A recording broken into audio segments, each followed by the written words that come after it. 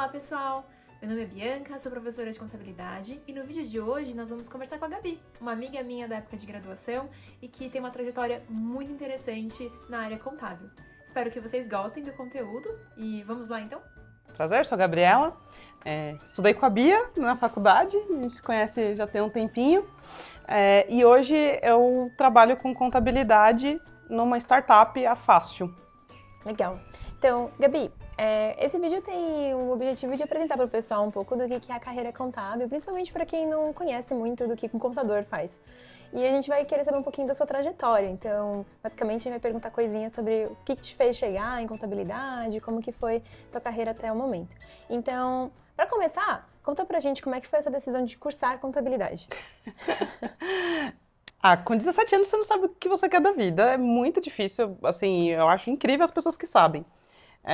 Eu gostava muito de história, gostava muito de matemática, falei, e aí, o que eu faço da vida? Meu pai falou, olha, acho que contador deve dar pra você, tem mercado.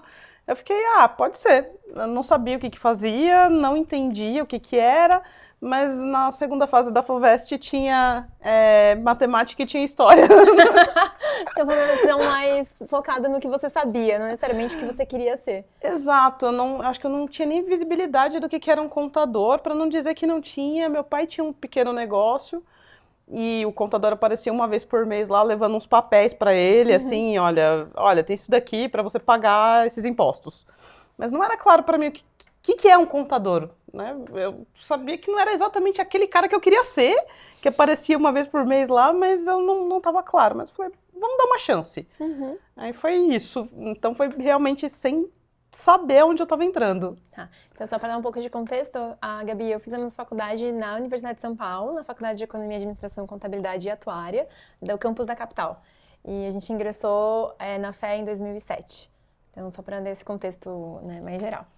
E, assim, pensando na graduação, o que você acha que foram os principais aprendizados naqueles 4, 5 anos de graduação que você fez? Legal. Eu acho que talvez uma das coisas mais ricas que eu tive na graduação foi, primeiro, os contatos, as pessoas que eu conheci, eu acho que foi muito rico. Segundo, as atividades extracurriculares. Então, na época eu me envolvi com as entidades, eu acho que te traz uma vivência muito, muito legal, que é além de você só ir para a sala de aula, ver uma aula e sair. Eu acho que a riqueza da minha graduação passou por isso também, por ter me envolvido com essas outras atividades, abriu muito minha cabeça, conheci pessoas diferentes, de cursos diferentes, que eu acho que isso traz, assim, uma bagagem que só a sala de aula não proporciona. Então, eu acho que eu aprendi muita coisa de até me importar, de conversar, me envolvendo com essas outras áreas. Inclusive, uma dessas áreas abriu minha cabeça para um dos meus primeiros passos profissionais. Então, acho que foi muito rico. E as aulas, bom, a gente teve alguns bons professores, outros mais ou menos, mas assim, eu acho que você começar a desenvolver o senso crítico de olhar e falar, vou tentar entender o que é isso, vou tentar aprender essa coisa. Não no sentido de vou decorar isso daqui, mas eu preciso entender esses princípios, porque depois eu vejo como que eu aplico, mas pelo menos a partir de princípios. Então, eu acho que entender princípios, pessoas, conversar com pessoas, a Bia, e não só a Bia, né? A gente tem outras pessoas, né, que a gente estudou que foram muito importantes, e essa questão de entidades, de atividades extracurriculares, eu acho que é muito rico. Você fez na IESEC, né? Só para deixar um pouco claro, porque tem várias entidades dentro da FEA, por exemplo, a FEA Júnior, que é a empresa estudantil, mas aí você foi por uma entidade que era mais global, né? Que era a IESEC. A IESEC, que aí tinha, pelo menos na época, estudantes não só da USP, como de outras faculdades, outros campos da USP, então tinha pessoas da USP Leste, conheci pessoas da UFSCar, de outras faculdades, participando da IESEC. Legal.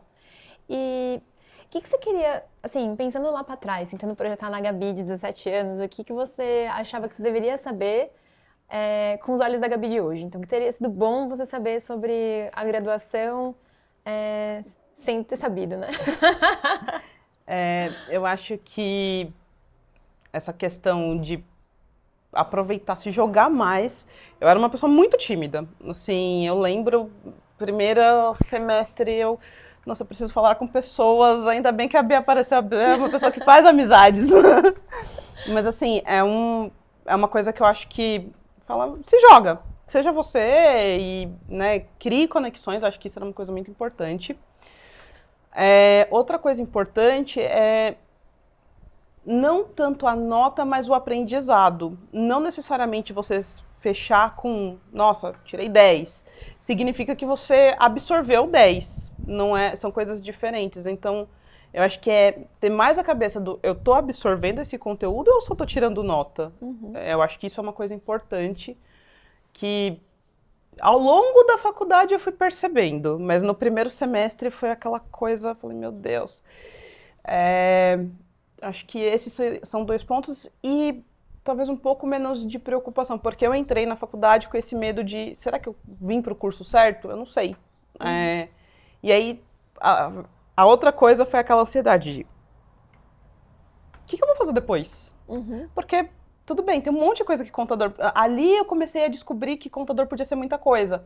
Eu falei, e aí, o que eu vou fazer depois? Aí você começa, aquela mesma pressão que você tem no ensino médio, pensando, o que eu vou prestar, o que eu vou prestar? Aí você começa a ter a mesma coisa na faculdade. Então, assim, vai acontecer, fica tranquila. Você vai arrumar alguma coisa que você vai se encaixar.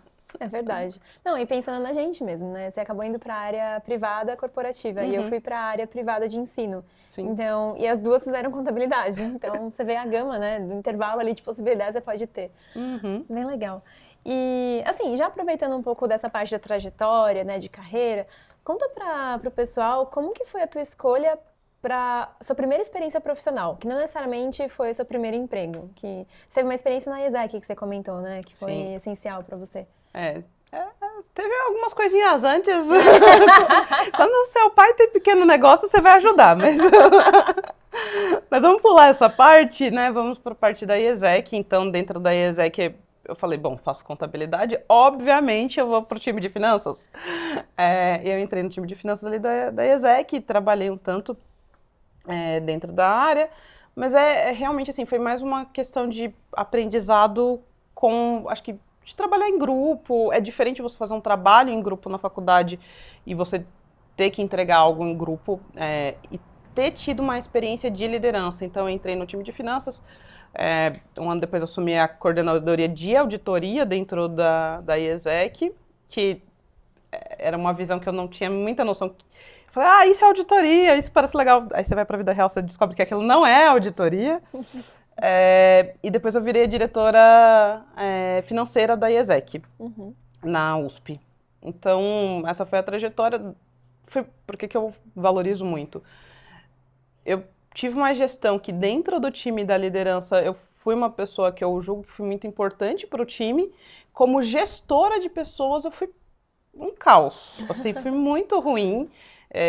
Quebrei o time, as pessoas pediram para sair, e assim, né, é uma entidade, é trabalho voluntário. E aquilo me fez pensar bastante. Falei, gente, eu tenho coisas que são muito boas, então sentar e fazer o trabalho eu consigo fazer bem, mas gestão de pessoas eu não faço bem. Então, por isso que eu acho que foi muito rico. Você começa a enxergar pontos num lugar que você pode errar, né? Assim, você não vai ser demitido porque você fez isso.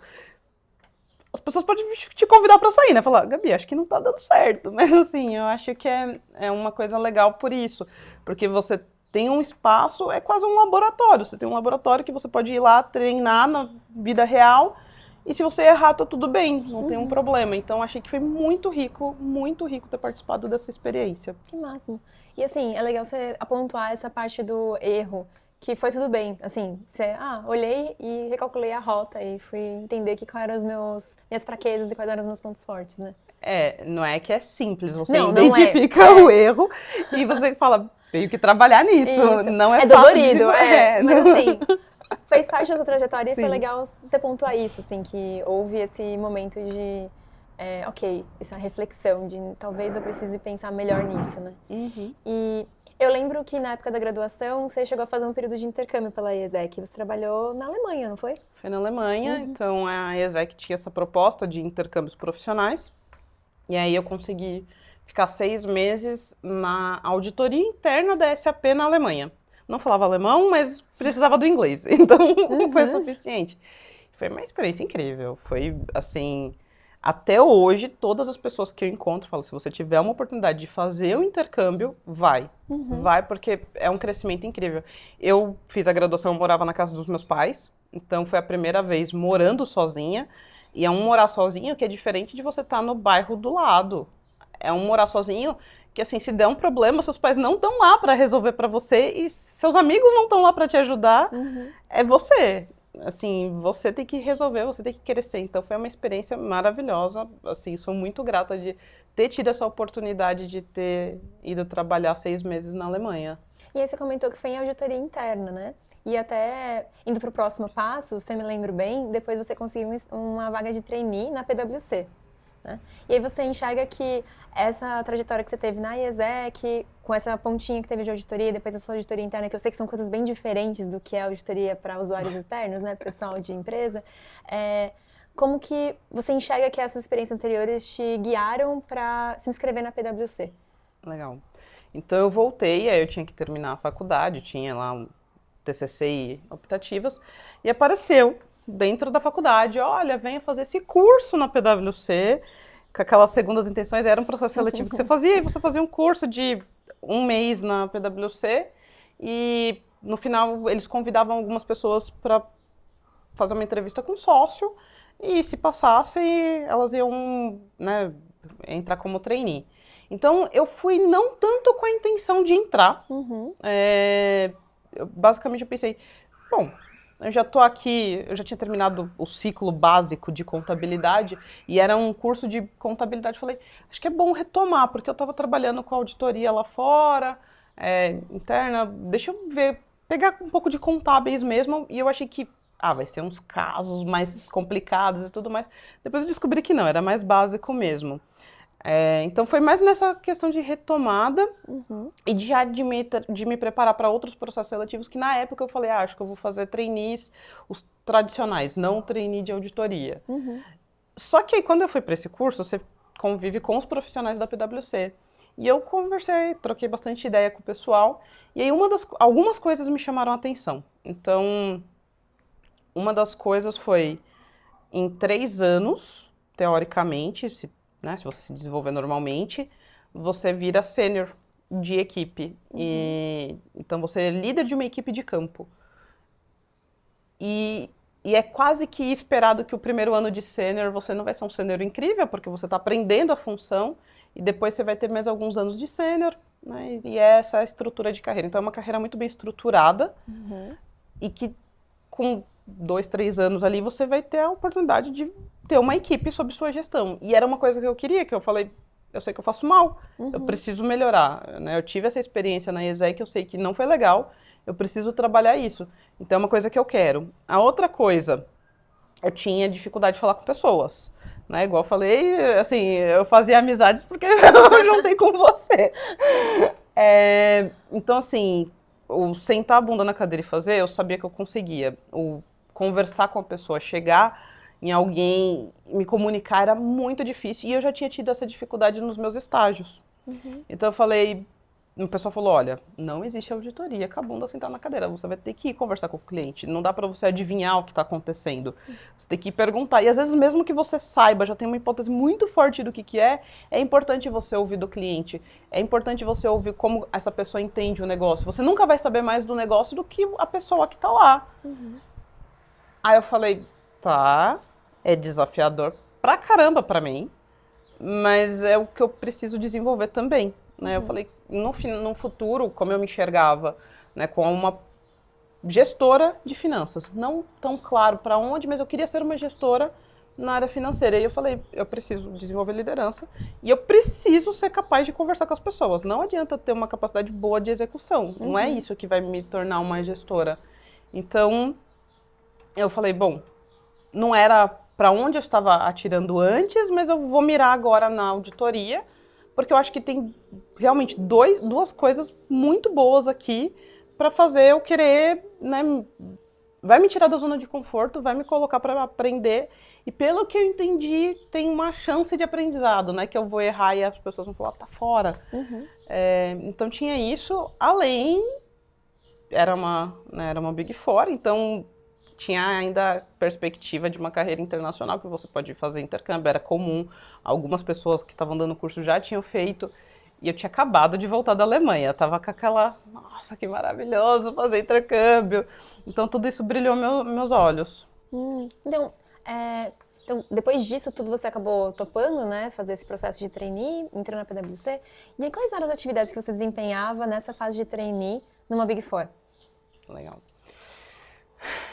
Geralmente você vai pegar testes básicos, né? Então o pessoal vai falar, tem aqui a conciliação, você vai revisar a conciliação, você vai aprender, vai pegar o teste na época tinha de pegar nota fiscal e ticar nota fiscal, ver se está batendo com o registro contábil que está ali no banco, no sistema da empresa. Então eram esses testes mais simples.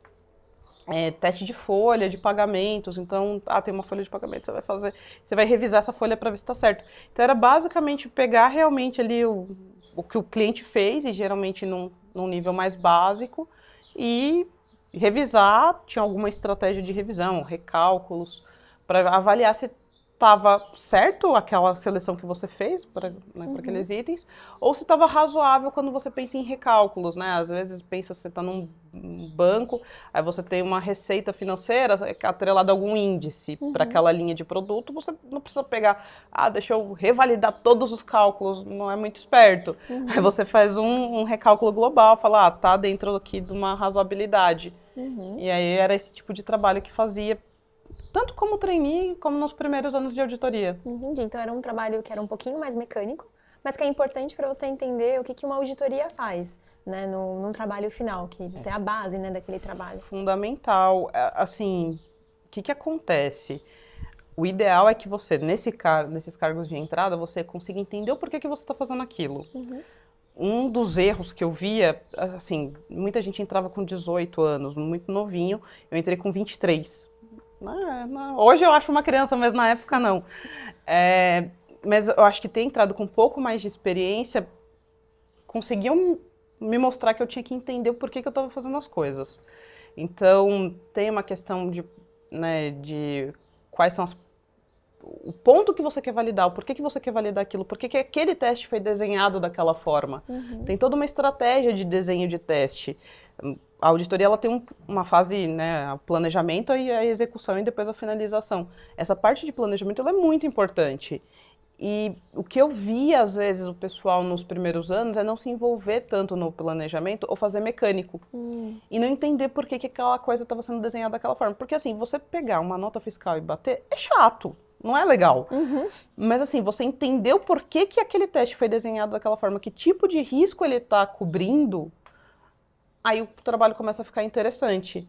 E tem outras coisas que você precisa aprender, né? Imagina, eu já tinha, como falei, trabalhei no pequeno negócio do meu pai, então eu sabia o que era uma nota fiscal. Tinha gente que nunca tinha visto uma nota fiscal na vida. Então você ia entrar, a gente faz os exercícios da companhia ABC, mas eu nunca tinha visto um razão contábil na minha vida, um balancete real, assim. Eu já tinha visto uma publicação num jornal, mas é muito diferente. Então, essas coisas que depois que você começa a trabalhar são super básicas, mas que eu não tinha tido essa experiência. Então, assim, você ter esse momento de fazer a coisa mais manual, eu acho que é o ponto de você fazer as perguntas, seja chato, aquele cara que vai falar, nossa, vem cá, por que eu tô fazendo isso? Por que é assim?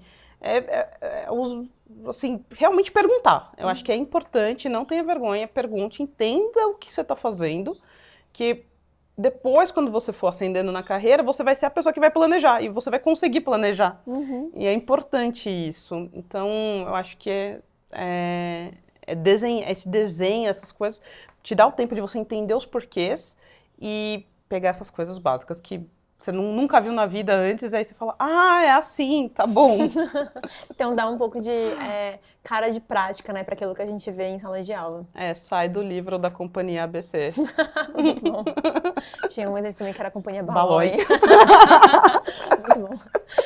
E assim, Gabi, até comentando um pouco então esse foi seus primeiros anos ali na PwC, quantos anos você ficou lá? 7 anos. 7 anos. Então, você foi para quais fases ali de carreira dentro do que é o planejamento da carreira de auditoria? Legal. Então, eu fiz trainee o primeiro ano, depois você fica 2 anos de assistente.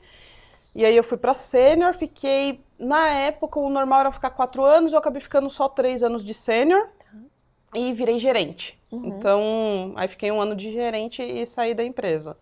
E aí em cada uma das etapas você tem os seus desafios, né? Então, primeiro é você aprender a trabalhar e consolidar, depois você aprender a gerenciar um pequeno time, né, uma equipe, e começar a desenvolver os testes ali, você começa realmente a planejar a estratégia, e depois como gerente é gerenciar equipes, você vira líder de líderes, né, porque você é líder do sênior, que é líder das equipes, você está mais envolvido no planejamento de toda a estratégia de auditoria, você ajuda esse sênior a se desenvolver e a planejar os testes.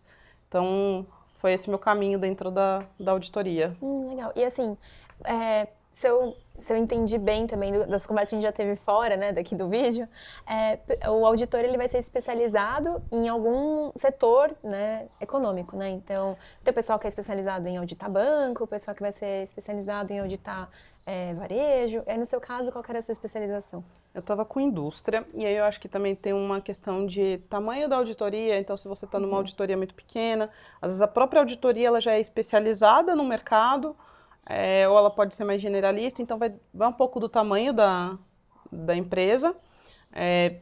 Quando você pensa em Big Four, a estrutura é muito parecida entre todas elas.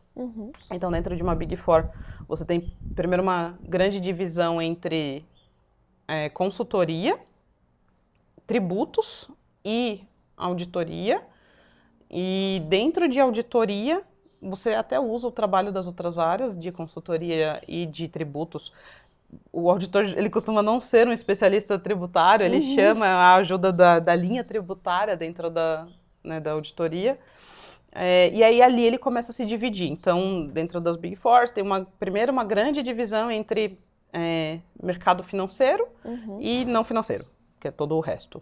Então, até porque a contabilidade de bancos ela é um pouco diferente, ela tem algumas normas específicas. Seguradoras também, né, que entra nessa parte financeira. Entra nessa parte financeira e aí é o que eu ia falar, né? Depois que você divide entre financeiros e não financeiros, você tem mais algumas divisões. Então, dentro de quem vai para financeiro, geralmente o pessoal separa quem vai fazer fundos.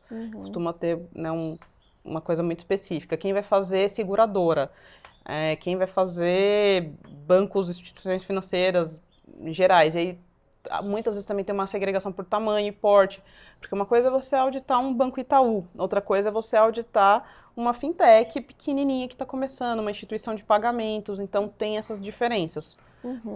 E fora né, saindo da parte de indústria financeira, você também tem outras subdivisões. Então, acontece que o mercado de energia elétrica, ele é muito específico. Então, você costuma ter um pessoal que entende bastante de energia elétrica. A parte de agro também é específica, ativo biológico, não é todo mundo que vai mexer com isso. Então, você começa a ter... Não que você não vá para outras áreas, principalmente quando você ainda está ali nos primeiros 3 anos, até como sênior você ainda vai um pouco. Mas, assim, a ideia é que você tenha referências dentro da empresa que você sabe para onde perguntar. Então, quando eu virei gerente, caiu para mim uma fazenda. Eu nunca tinha mexido com isso. Eu falei, tá, preciso de ajuda, para onde eu procuro? Aí o sócio falou, olha, eu também não sou especialista nisso, mas a gente tem o pessoal da PwC em Ribeirão Preto, que eles são muito bons disso. E aí a gente chamou o pessoal, fez ligação, pediu para eles serem revisores do relatório, né? Porque tem sempre uma noção na auditoria de feito conferido em todos os níveis. Então, inclusive para o relatório, né? A gente falou, olha, tá aqui, você pode revisar, e aí chama esses especialistas. Então, é bem legal essa estrutura que você consegue conhecer muitos mercados e conhecer várias especificidades de cada um desses mercados. E até, acho que eu não fiz essa pergunta antes, mas agora você falando, acho que é importante a gente falar sobre, que é o que é o papel da auditoria. Então, o que é o trabalho de auditoria, né?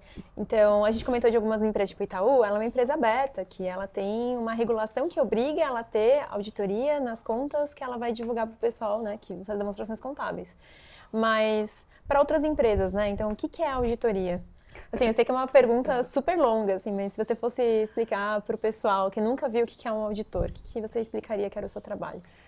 É basicamente trazer um conforto para as partes interessadas de que aquelas demonstrações estão corretas ou, vamos colocar, elas estão livres de distorções materiais. Então, assim, tem R$10 de erro num número lá do Itaú de bilhões. Isso vai mudar a sua opinião? Você vai mudar a sua decisão por causa de 10, 100 reais? Não vai.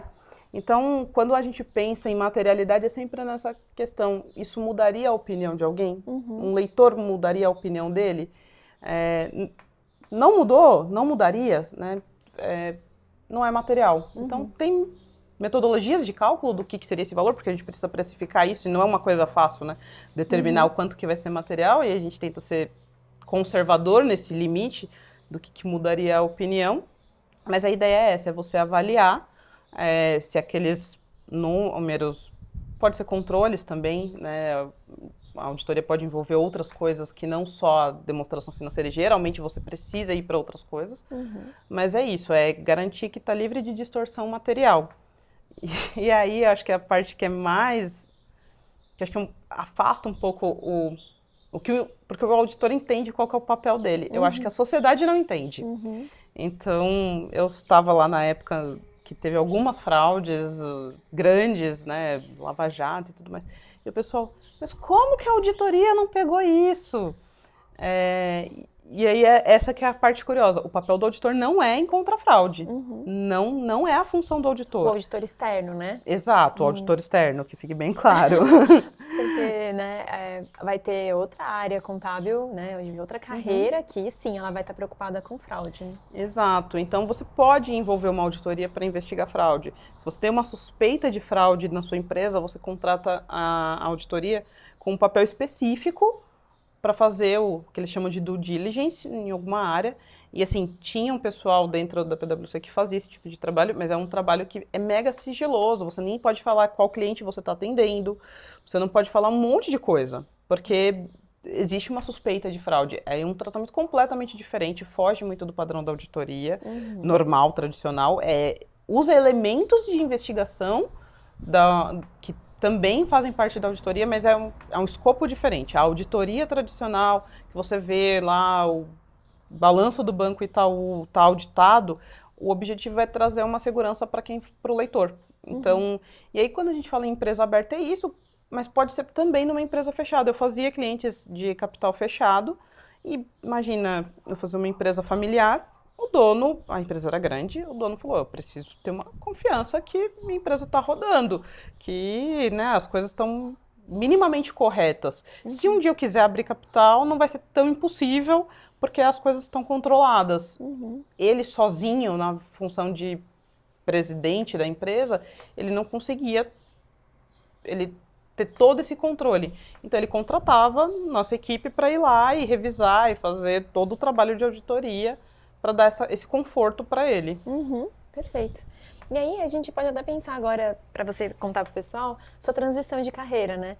Então, você falou que ficou 7 anos na PwC como auditora externa, e aí você migrou para não ser mais auditora, né?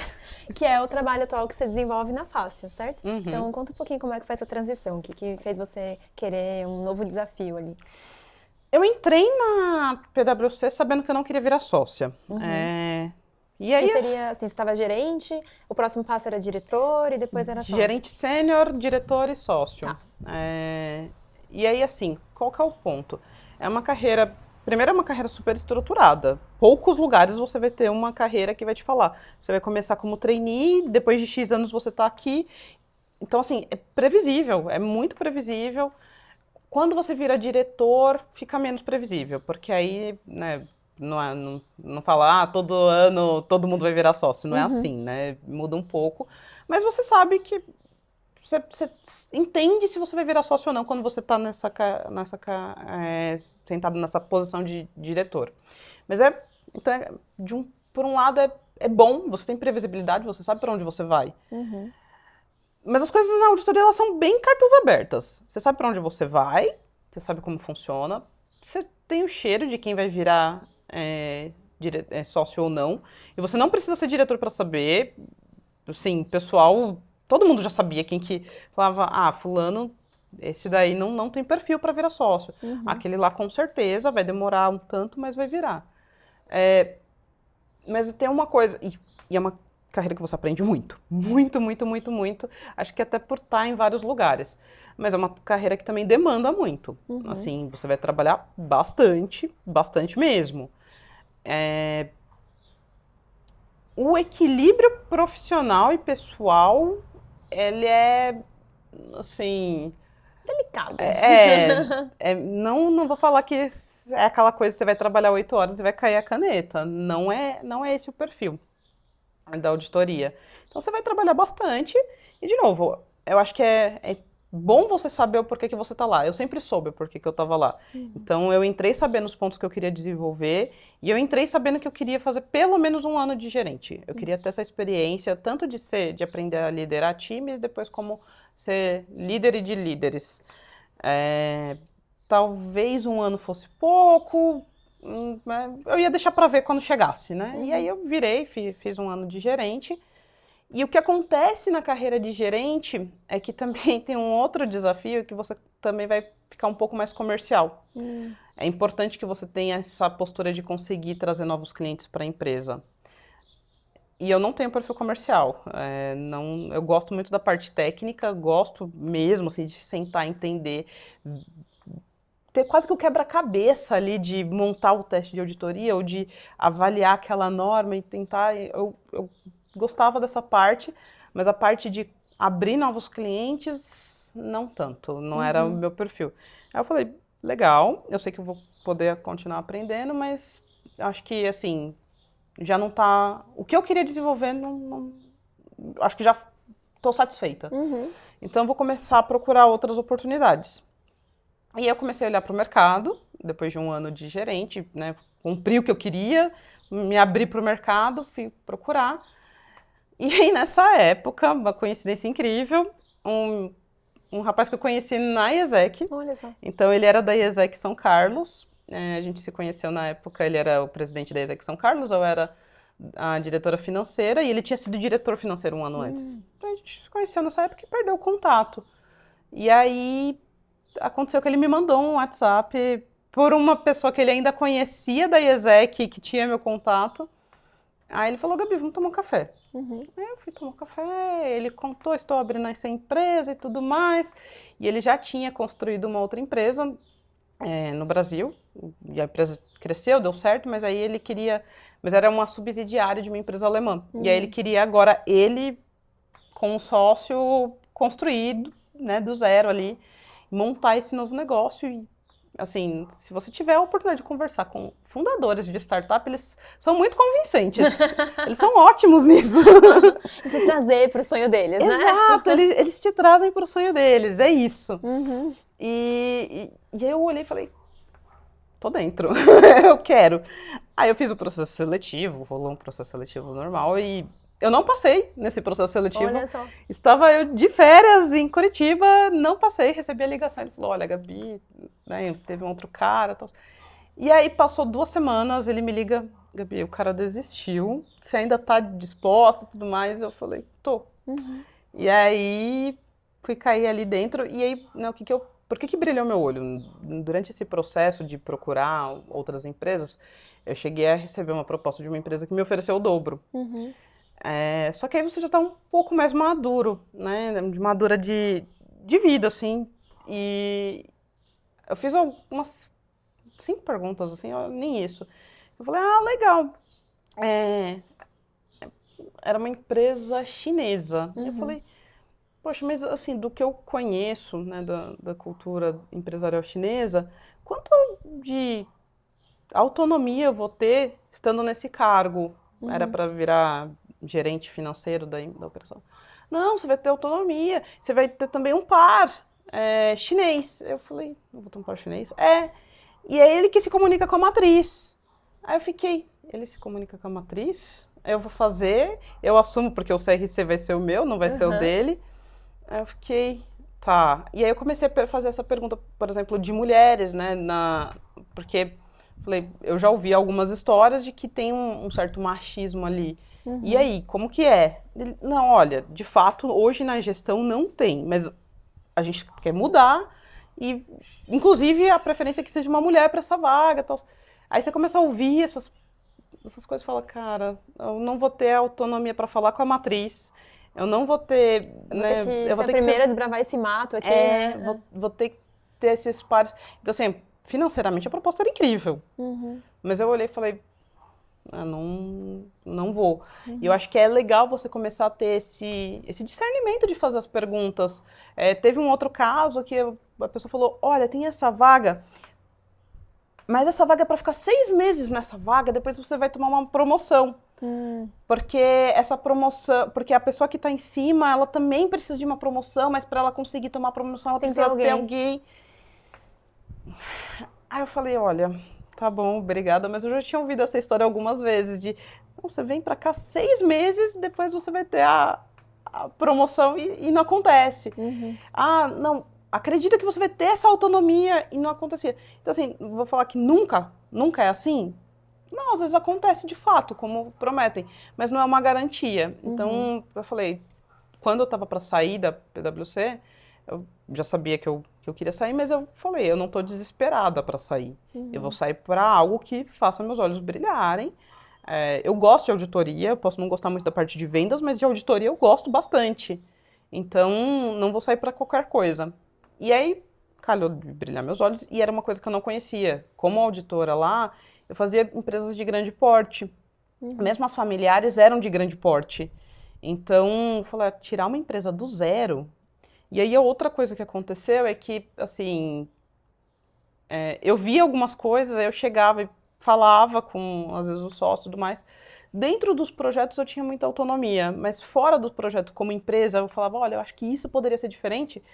Nossa, ia bater no sócio, aí o sócio podia não falar, tá, ou então ele até podia gostar, mas ele tinha que convencer todos os outros sócios. É um processo muito diferente.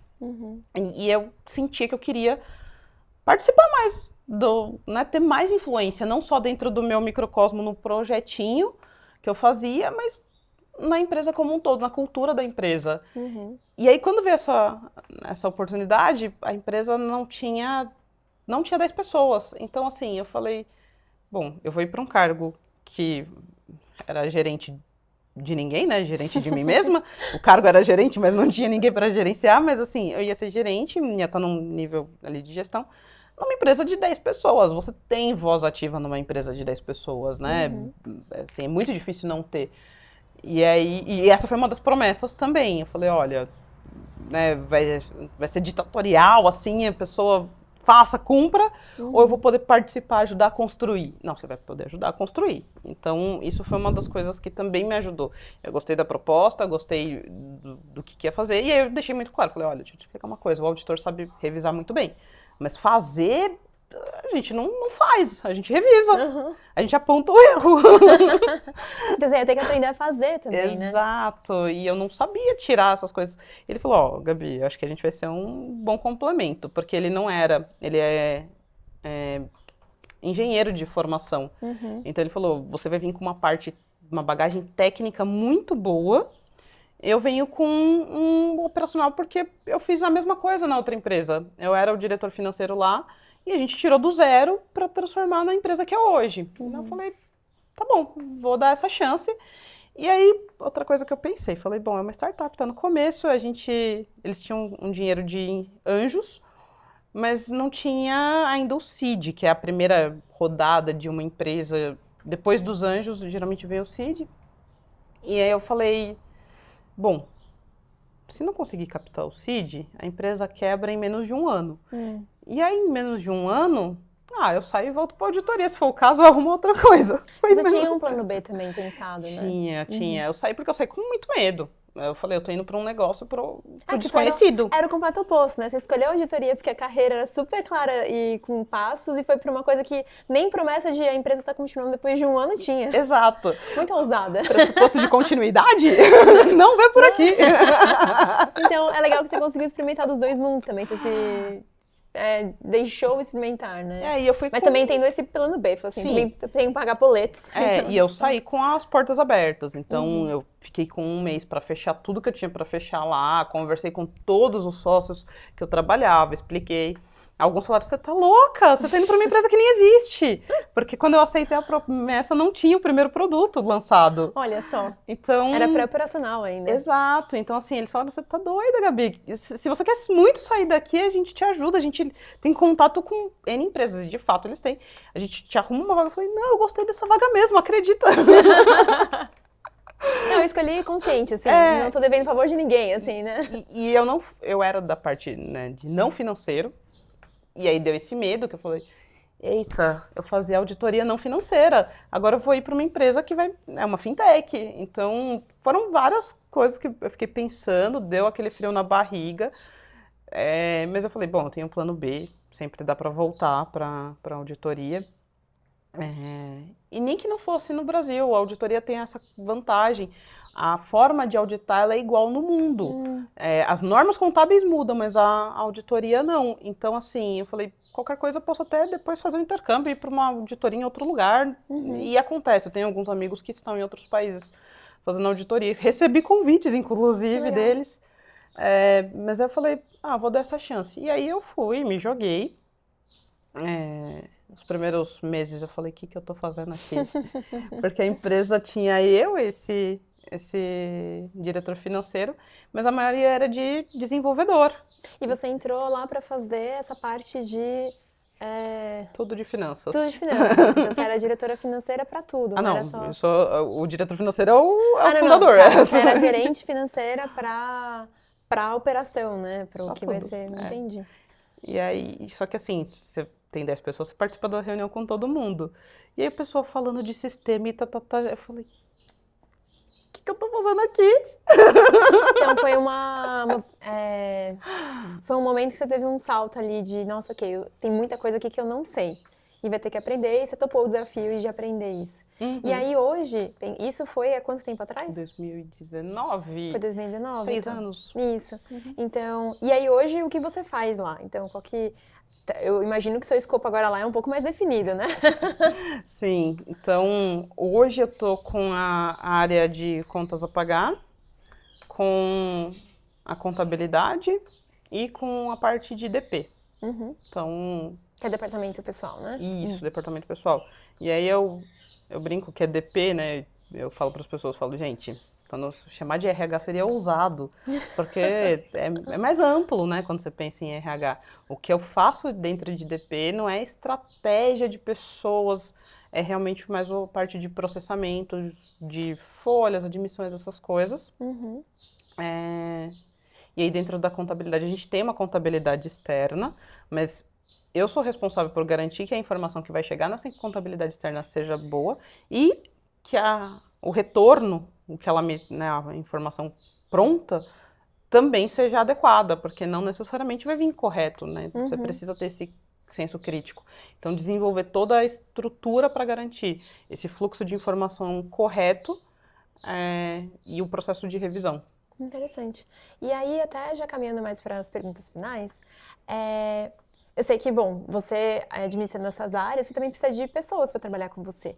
E aí eu queria ouvir de você o que você espera de um profissional hoje, né? Para trabalhar contigo na tua atuação ali como... Você está como gerente ainda, certo? Sim. Eu acho que tem algumas coisas. Um é uma predisposição para aprender coisas novas. Então, eu acho que hoje é muito difícil você falar, eu estudei A e é isso que eu vou fazer. Porque as coisas estão mudando muito rápido. Assim, eu tive que aprender a mexer em Python, SQL. Meu trabalho hoje envolve muito de AI. Então, assim, essa teoricamente é a função do contador? Não é, mas você tem que estar disposto a aprender.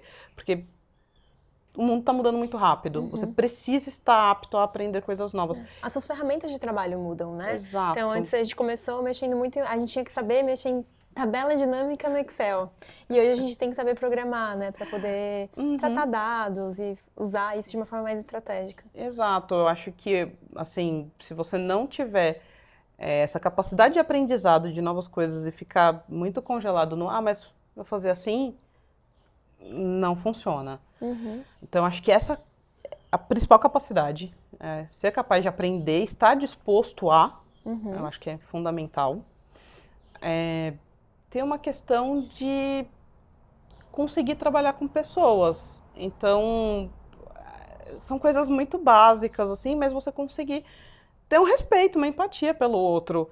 E às vezes, em pequenas perguntas nas entrevistas, às vezes, nosso processo de entrevista, por exemplo, a gente faz muito, conte uma situação na qual...